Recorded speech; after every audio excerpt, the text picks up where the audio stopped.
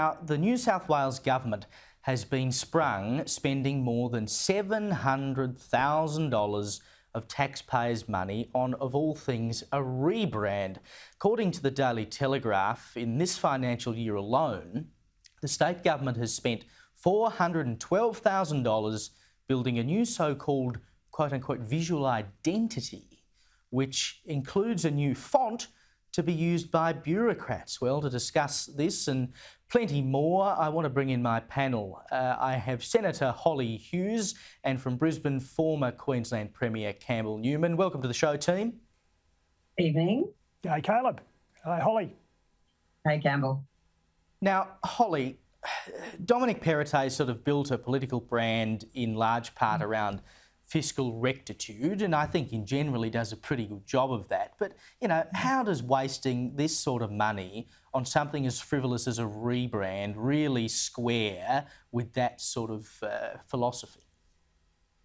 Yeah, look, I had a read of this article as well, and it's January, it's a quiet time over summer, so people obviously start to look at some of these things while they're trying to find a story before Australia Day and sort of everything gets back going.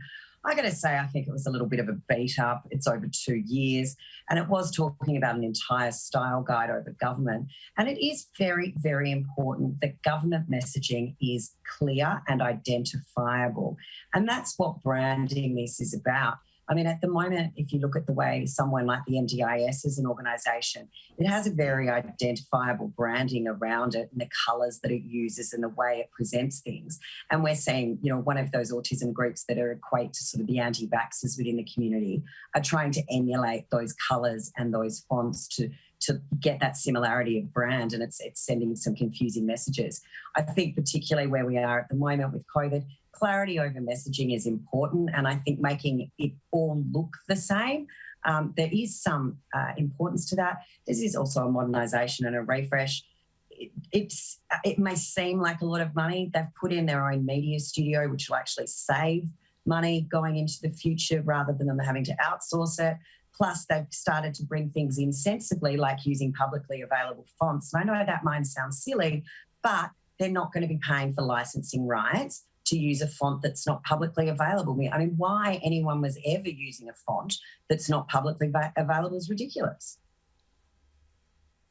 I think the problem, Campbell, is that for a lot of people, $400,000 is 8 years worth of their salary.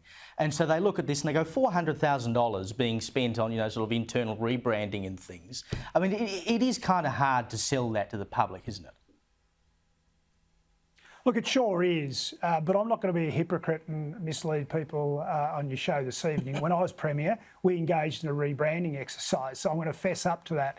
And by the way, people like Peter Beattie did as well prior to me. I think the critical point is the government focused on saving money overall? And I can put my hand on my heart and say at least I did that. Certainly had a record of spending less in one successive year than a previous year, which is a bit of a record, I'm told, since World War II for Australian governments. That's the key thing. Look, overall government is wasting a lot of money on promoting itself. Overall government across Australia is wasting a lot of money on advertising, which is for public sort of benefit supposedly, but sometimes it's just naked, political positioning and branding that ultimately helps the incumbent. So that's something that I'm more concerned about, and the Liberal Democrats are more concerned about. And we really see that as the area that should be focused on. I don't have a problem with what Senator Hughes has said. I think that's the justification for this. It doesn't happen all the time, but it's the advertising where the big bucks are being wasted around the country with government.